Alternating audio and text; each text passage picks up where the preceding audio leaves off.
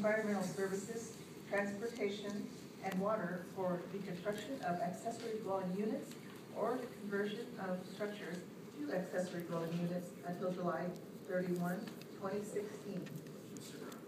Thank you, Mayor. Matt Carone with Commissioner Felton's office. Pleasure to, on his behalf, bring this resolution forward. We had a very similar resolution, actually the same resolution, just a few years ago, and it's worked incredibly well. Basically, first fiscal year 2008-2009, when this program was not in place, the Bureau of Development Services permitted 31 accessory dwelling units. And then the first full year that the program was in place, they permitted 70 accessory dwelling units. And actually, for the first time ever, last year, they hit the 3-digit mark with 104 accessory dwelling units permitted. That's awesome. So it is actually working exceedingly well, and this will extend it for another 3 years. And urge your support. Can you do, what was it before, do you know what the number was before we did this, did you say? Yeah, so basically, and we can give you the average too. So before we did this, we had 31 in fiscal year 2008-2009. That was 2.6 a month. And then last year we hit 104, and that's at 8.7 per month. And actually this year we're on track at 12.8 per month. So we'll probably hit around 130 this year. That's awesome. Matt, since you're here and Brendan always tries to steal your thunder, it's nice to see you get the credit you deserve. Thank you very much, Commissioner. This should take about this came up a couple of years ago. We were talking about the trade-offs. Why? Could you just give us like a 30-second primer on why you think this is strong in the public interest and what's the benefit? Well, as we know, as a council, we have many goals and many policies we put in place, and obviously creating a dense, livable environment, good use of land, keeping our urban growth boundaries strong. This really supports all of that. We also are learning with the economy, cost of utilities, the costs of lifestyles are changing. People are looking actually more and more at smaller footprints, smaller homes, becoming kind of a micro home movement. There was actually a conference at PSU just about a month ago on this, and it was well attended, and more people are really looking at this as a kind of a niche market that's growing. So for all those, it's really shown it's a good policy and it needs to continue. And that notwithstanding, no matter your age or station in life, you never know, you might need one of these accessory dwelling units. True enough, true enough. And there was rampant. That's right. And the other benefit that you alluded to is that previously there was sort of rampant non-compliance with the law, and now we have people taking out the permits. We have an ability to make sure that the work is done safely and to code, and that's another advantage for us. Absolutely, good point. Thank you. All right. Anyone wish to testify in this matter? Yes, we had one person sign up, Eli Spivak. Thanks for your patience today with our That's okay.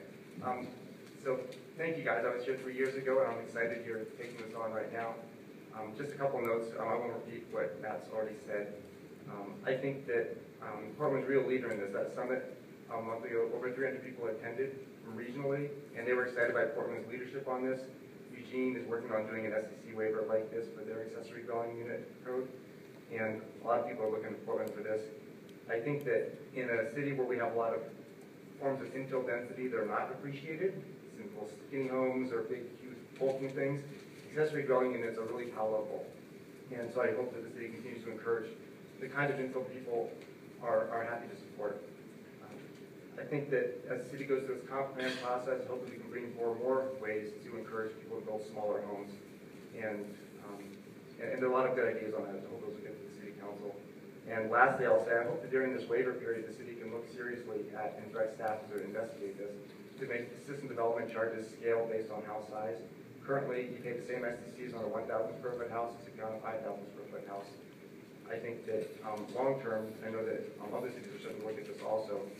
For a fairness perspective, there should be some scaling. Not that you pay 5 times more than but something like that.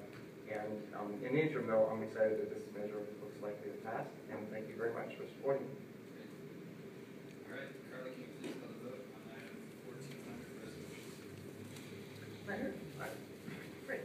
Thanks to Matt Byrne for bringing the report. It's important when we do tax measures to look back and see did it work as intended, and indeed this has. And so even 130 new units in the city is not that many, and we want people to know that this systems development charge waiver is in place, that it can make development much more affordable. When Dr. Mark Bello of the Bureau of Development Services did the initial survey regarding how many accessory dwelling units we have in our neighborhoods, at least a decade ago, I would think, I didn't even know whether ones in my neighborhood were they're so well done. I take some pride in this. That was part of the development of standards while on the planning commission. So it's good to see something that government has done that is working well for developers, for construction workers, for citizens and residences, and as well as for us getting more things done. Aye. Randy, I think, first brought this forward, and Dan is continuing it. I think it's good policy. And Eli's point that you made, the council did change SDCs for the single-family developers so that you didn't have to pay them up front. You could defer them and pay them at the point of sale. Parks Bureau is just launching an SDC review, which we do every, I think, 5 years or something. And there's lots of ideas about how our fee system might be more tailored. Love for you to weigh in during that. And the mayor-elect was pretty vocal during the campaign about wanting to look at SDCs more broadly. So I think there'll be an opportunity to look at some of those questions, including whether it should be scaled to the size of the home. This is good policy and increases. Great leadership, Commissioner Randy Leonard, and great follow-on-ship and promotion of the policies to Commissioner Sullivan and his team. Thank you very much. Can you please read the title